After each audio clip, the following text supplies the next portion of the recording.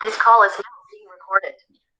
Selamat malam, perkenalkan, saya Venansi Susida Sedal, mahasiswa Amikom dengan NIM 20121478, ingin mempresentasikan tentang kolonialisme dan imperialisme Barat di Indonesia oleh Portugis dan Spanyol.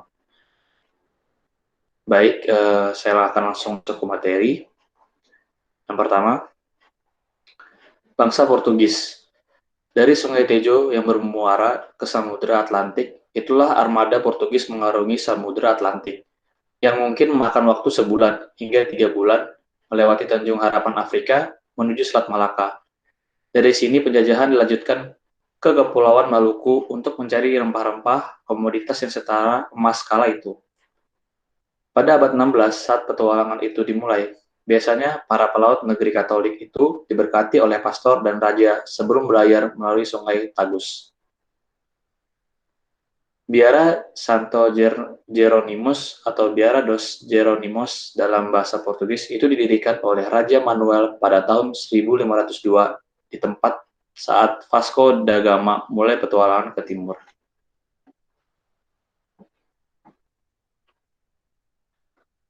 Ada sejumlah motivasi mengapa kerajaan Portugis memulai petualangan ke timur.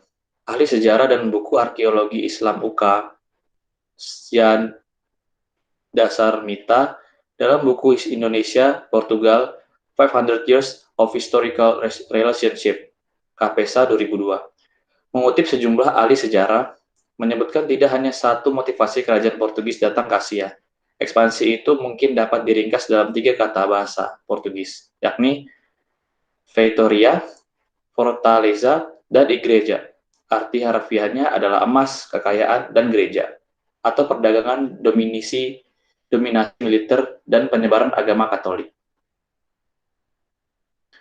Cengkeh dari Indonesia Timur adalah yang paling berharga. Indonesia juga menghasilkan lada, buah pala, dan bunga pala.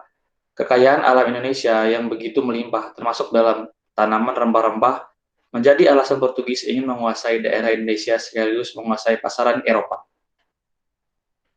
Bahasa Portugis dan Spanyol sama-sama ingin menguasai dunia. Bangsa Portugis dan Spanyol sama-sama ingin menguasai dunia. Hal ini membuat Paus Julius II turun tangan untuk menyelesaikan perseteruan Portugis dan Spanyol. Akhirnya, tercapailah suatu kesepakatan yang dinamakan Perjanjian Tordesillas pada tahun 1492. Isi Perjanjian Tordesillas: 1.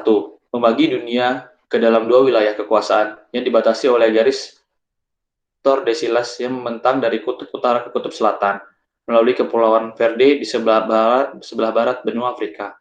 2. Spanyol diberi hak untuk melayari dan menguasai negeri-negeri di sebelah barat, sedangkan Portugis menguasai negeri-negeri di sebelah timur. Perjanjian Tordesillas tahun 1492, pelaut-pelaut Portugis di bawah pimpinan Bartolomeu Dias mencoba mencari jalan keluar untuk menemukan dunia timur, pusat rempah-rempah.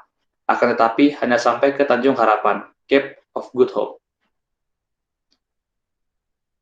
Pelayaran selanjutnya dipimpin oleh Vasco da Gama yang mendarat di Calicut, India tahun 1498.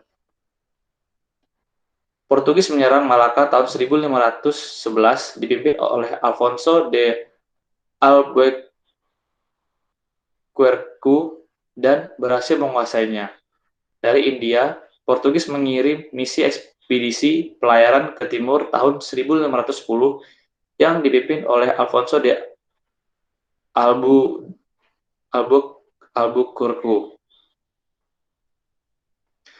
Portugis melanjutkan misi ke timur di wilayah pimpinan Francisco Serro dan sampai ke Ternate, Maluku tahun 1512. Penguasaan terhadap Maluku terjadi ketika sedang adanya persaingan antara kerajaan Ternate dan Tidore. Dalam hal ini, Ternate meminta bantuan kepada Portugis untuk membantu. Kekuasaan bangsa Portugis di Ternate ditandai dengan pendirian benteng dan monopoli perdagangan rempah-rempah.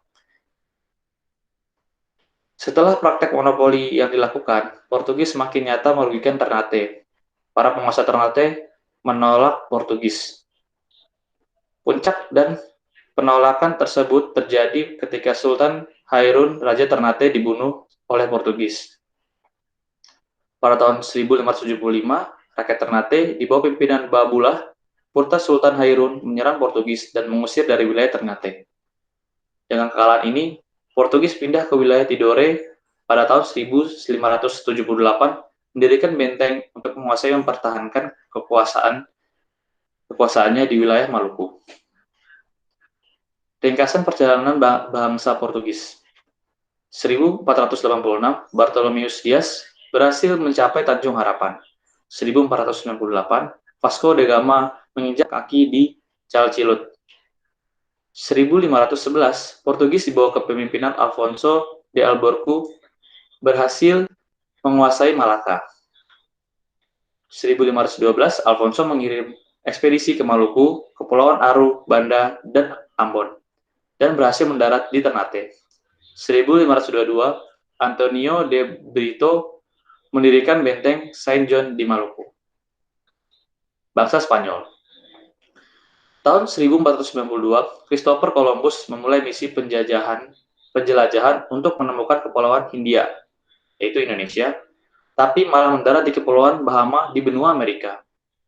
Tahun 1521, armada Spanyol di bawah pimpinan Sebastian Elcano mendarat di Maluku dan membeli banyak rempah-rempah dengan menggunakan kapal Victoria. Keberhasilan Sebastian Elcano menjadi buah bibir di Eropa. Dikarenakan wilayah Ternate dikuasai oleh Portugis, maka Spanyol memilih Tidore sebagai tempat untuk berlabuh. Mereka disambut dengan baik oleh Sultan Tidore yang saat itu sedang membutuhkan bantuan untuk menghadapi Ternate yang dibantu oleh Portugis. Bagi Portugis, kedatangan Spanyol menimbulkan ancaman sebagai pesaing dalam perdagangan rempah-rempah. Oleh karena itu, terjadilah persaingan tidak sehat di antara keduanya yang menjurus pada peperangan. Selain itu, antara Ternate dan Tidore pun sedang terjadi pertentangan. Pertempuran tidak dapat dihindarkan lagi. Spanyol bersama dengan Tidore menyerang Portugis yang bersekutu dengan Ternate. Kemudian, Paus turun tangan kembali menengahi perseteruan tersebut melalui perjanjian Saragossa pada tahun 1528. Kesepakatan yang dicapai dalam perjanjian Saragossa adalah bumi dibagi atas dua pengaruh, yaitu pengaruh bangsa Spanyol dan Portugis.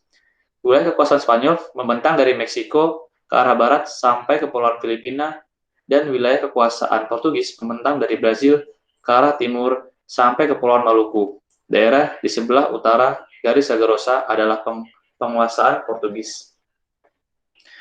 Untuk selanjutnya, bangsa Spanyol, Hispania, membuka koloni-koloni mereka di Kepulauan Filipina dengan Manila sebagai pusatnya. Perlawanan rakyat terhadap bangsa Portugis. Kedatangan bangsa Portugis ke Semenanjung Malaka dan Kepulauan Maluku merupakan perintah dari negaranya untuk berdagang. Perlawanan rakyat Minahasa terhadap perjuangan perlawanan rakyat. Perserikatan Minahasa melawan Portugis telah berlangsung dari tahun 1512 hingga 1560. Dengan gabungan perserikatan suku-suku di Minahasa, maka mereka dapat mengusir Portugis, membangun beberapa benteng pertahanan di Minahasa, di antaranya di Amurang dan Kema. Perlawanan rakyat Malaka terhadap Portugis. Pada tahun 1511, armada Portugis yang dipimpin oleh Alfonso menyerang kerajaan Malaka untuk menyerang kolonial Portugis di Malaka yang terjadi pada tahun 1513. Mengalami kegagalan karena kekuatan dan persenjataan Portugis yang lebih kuat. Pada tahun 1527, armada Demak di bawah pimpinan Fatahillah atau Falatehan dapat menguasai Banten, Sunda Kelapa, dan Cirebon. Armada Portugis dapat dihancurkan oleh Fatahillah atau Falatehan, dan ia kemudian mengganti nama Sunda Kelapa menjadi Jakarta, yang artinya kemenangan besar, yang kemudian menjadi Jakarta. Perlawanan rakyat Aceh terhadap Portugis. Mulai tahun 1554 hingga tahun 1555, upaya Portugis tersebut gagal karena Portugis mendapat perlawanan keras dari rakyat Aceh. Pada saat itu, Sultan Iskandar Muda berkuasa. Kerajaan Aceh pernah menyerang Portugis di Malaka pada tahun 1615 dan 1629. Perlawanan rakyat Maluku terhadap Portugis. Bangsa Portugis pertama kali mendarat di Maluku pada tahun 1512. Kedatangan Portugis berikutnya pada tahun 1513. Akan tetapi, Ternate merasa dirugikan oleh Portugis karena keserakahannya dalam memperoleh keuntungan melalui usaha monopoli perdagangan rempah-rempah.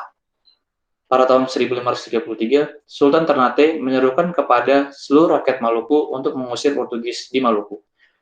Pada tahun 1570, rakyat Ternate yang dipimpin oleh Sultan Hairun dapat kembali melakukan perlawanannya terhadap bangsa Portugis. Namun, dapat diperdaya oleh Portugis hingga akhirnya tewas dibunuh di dalam benteng Drustede. Selanjutnya, dipimpin oleh Sultan Babullah pada tahun 1574, Portugis diusir kemudian bermukim di Kepulauan Timur. Terima kasih dan demikian presentasi dari saya.